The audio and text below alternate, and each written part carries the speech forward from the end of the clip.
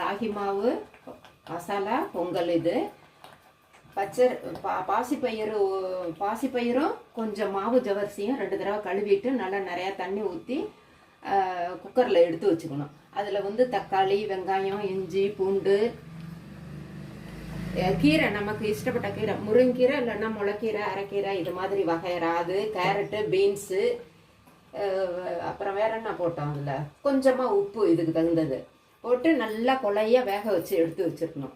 அதுக்கு சாம்பார் பொடி, மஞ்சள் பொடி, மிளகு கொஞ்சம், இதெல்லாம் போட்டு வேக வச்சு எடுத்து வச்சுக்கிட்டு அப்புறம் ஒரு அதுக்கு பாசிப்பருப்புக்கு ஈக்குவலாக ராகி மாவையும் எடுத்து அதில் போட்டுடணும். எடுத்ததுக்கப்புறமேல போட்டு உப்பு போட்டு நல்லா தாளிச்சு கொட்டி கடுகு, உளுந்தம்பருப்பு, பெருங்காயம், அதுலேயும் மிளகு, கருவேப்பிலை, முந்திரி பருப்பு இதெல்லாம் வறுத்து இதில் போட்டு நல்லா கெட்டி மானவனையும் எடுத்து சாப்பிட வேண்டியது தான். மார்னிங் பிரேக்ஃபாஸ்ட்டுக்கு, மத்தியானம் சாப்பிட.